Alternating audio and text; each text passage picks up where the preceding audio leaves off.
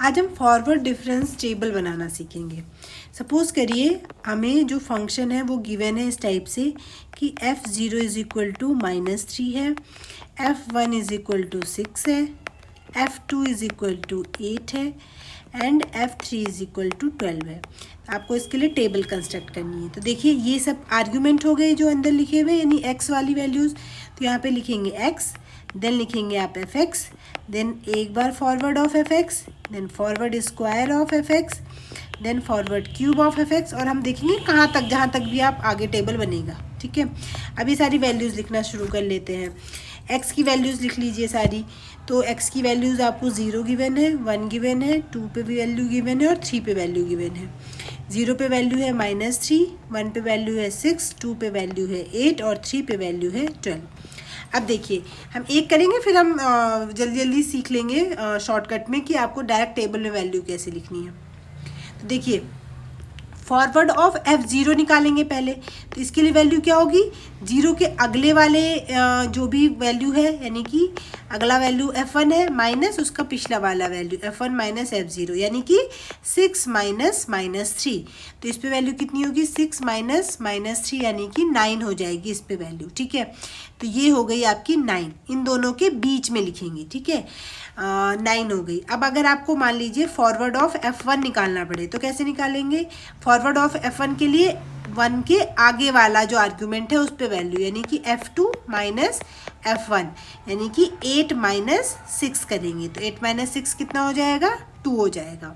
इसी तरीके से अगर मुझे फॉरवर्ड ऑफ f3 निकालना हो तो f2 निकालना हो तो अगला वाला आर्ग्यूमेंट कितना है, 3 यानी कि f3 पे वैल्यू माइनस f2 यानी कि 12 में से 8 को माइनस करेंगे तो 12 माइनस 8 कितना हो जाएगा, 4 हो जाएगा। तो इन दोनों के बीच में 4 लिख देंगे। ओके, आई होप आपको पहला वाला कॉलम तो समझ में आ गया होगा।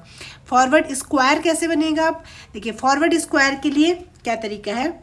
फॉरवर्ड ऑफ fx अगर आपको निकालना होता है तो हम देख चुके हैं क्या करना पड़ता है, fx प्लस h माइनस में fx करना होता है। ठीक है, तो इसका क्या मतलब हुआ, देखिए हमने और भी इसको अलग तरीके से सॉल्व करके देखा था, यहाँ पे हमें दूसरी अप्रोच यूज़ करनी है। फॉरवर्ड fx प्लस h के साथ रखिए, माइनस में फॉरवर्ड ऑफ fx रखिए।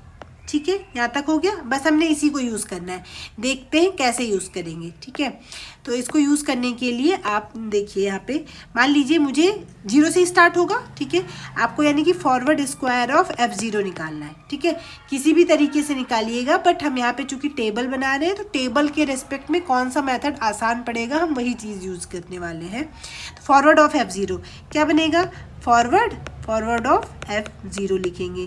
फिर आप लिखेंगे फॉरवर्ड ऑफ f0 क्या बनेगा, f1 माइनस f0। ये क्या बनेगा फिर, forward of f1 minus forward of f0। Okay, यहाँ तक समझ आ गया। इसकी वैल्यू ये होगी। अब अगर आप ध्यान से देखें जो हमने पहला वाला कॉलम बनाया हुआ था, इस कॉलम में जो पहली वैल्यू है वो किसकी वैल्यू है, फॉरवर्ड ऑफ f0 की। दूसरी वैल्यू किसकी है, फॉरवर्ड ऑफ f1 की।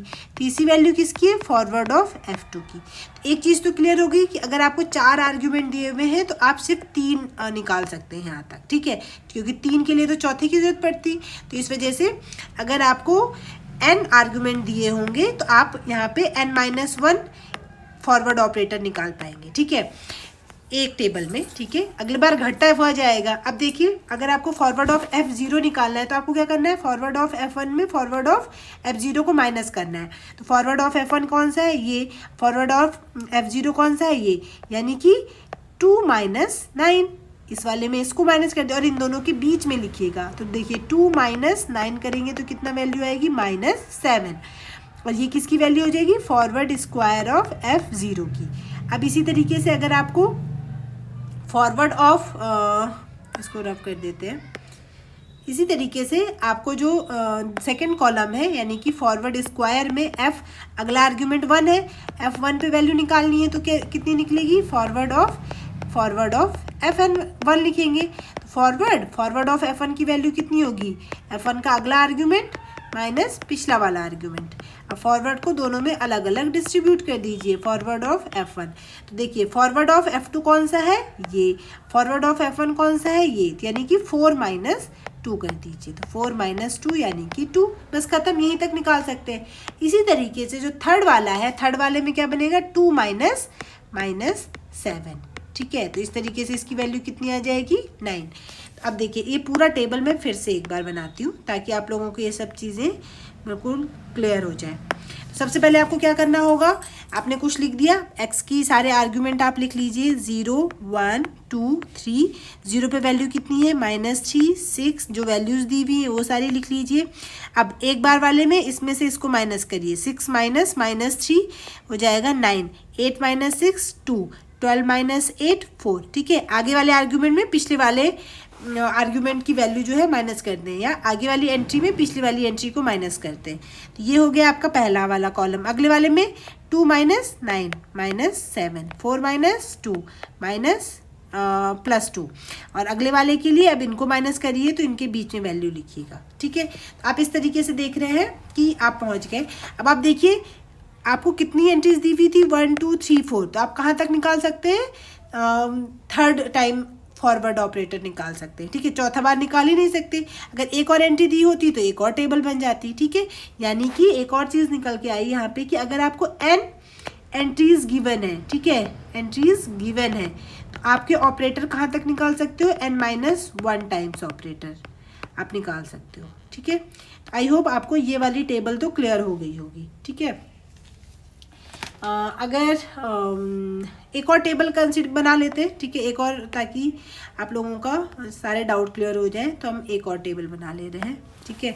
आपको गिवन है, अब अलग अलग तरीके से दे सकता है। आपको इसमें लिखा हुआ है कि डिफरेंस टेबल कंस्ट्रक्ट करिए फॉर द सीरीज़, ठीक है। एक सीरीज़ गिवन है 8, 12, 19, 29, 42। अब सीरीज़ है तो इसमें अलग अलग टर्म्स ही आपको गिवन है, एक्स और fx। तो ये पहला टर्म है सीरीज़ का, ये दूसरा टर्म है, ये तीसरा टर्म है, चौथा टर्म है, ये पांचवा टर्म है। तो पहला, दूसरा, तीसरा, चौथा, पांचवा। पहले पे वैल्यू है 8, फिर है आपकी 12, फिर है आपकी 19, फिर है 29, फिर है आपकी 42। अब डिफरेंस टेबल बना लीजिए फॉरवर्ड। अब आपको इतना आइडिया लग गया कि 3 2 5 है, यानी कि आपको 4 पावर तक निकाल सकते हैं। Forward of fx, forward square of fx, forward cube of fx और फॉरवर्ड की पावर 4 ऑफ fx। अब देखिए इसकी वैल्यू कैसे निकलेगी, 12 माइनस 8 4, 19 माइनस 12 7, 29 माइनस 19 10, 42 माइनस 29 ये हो जाएगा आपका 13। अब इसको निकालिए, इसकी वैल्यू कैसे निकलेगी, 7 माइनस 4 3, 10 माइनस 7 3, 13 माइनस 10 3। ये इसकी वैल्यू निकालेंगे तो ये 3 माइनस 3 0, 3 माइनस 3 0, और ये भी कितना हो जाएगा 0। तो इस तरीके से आप देख सकते हैं कि एक्चुअल में एक एक करके फॉर्मूला लगाने से बेटर है कि अगर आपको वैल्यूज़ पता है तो आप डायरेक्ट टेबल बनाइए, अब डायरेक्ट टेबल पे कोई भी वैल्यू आप निकाल सकते हैं। अच्छा, ये हमेशा ध्यान रखिएगा कि आप स्टार्टिंग, क्योंकि फॉरवर्ड है ना, तो आपने ये वाली वैल्यू किसकी है, f0 की, ये वाली वैल्यू है फॉरवर्ड ऑफ f0 की, ये है फॉरवर्ड स्क्वायर ऑफ f0 की, ये फॉरवर्ड क्यूब ऑफ f0 की, और ये है फॉरवर्ड की पावर 4 ऑफ f0 की, ठीक है। तो लास्ट में सिर्फ f0 नहीं होगा, यहाँ पे 1 होगा, क्योंकि आपकी जो एंट्री पहली वाली है वो क्या है, 1 है। तो आपका जो लास्ट वाला होगा वो आपका 1 पे होगी वैल्यू, ठीक है। तो इसी हिसाब से अगर आपको बाकी वैल्यू भी पूछता है तो forward of f1, forward of f2, forward of f3, forward of f4, ऐसे ही फॉरवर्ड स्क्वायर ऑफ f2 होता है, ये फॉरवर्ड स्क्वायर ऑफ f3 होता, ये फॉरवर्ड क्यूब ऑफ f1 है, ये फॉरवर्ड क्यूब ऑफ f2 होता, और लास्ट में तो फॉरवर्ड की पावर 4 ऑफ f1 ही है, ओके। तो आई होप आपको ये टेबल बनाना क्लियर हुआ होगा। ये आगे हम जब इंटरपोलेशन पढ़ेंगे तब बहुत हेल्पफुल होगी ये टेबल।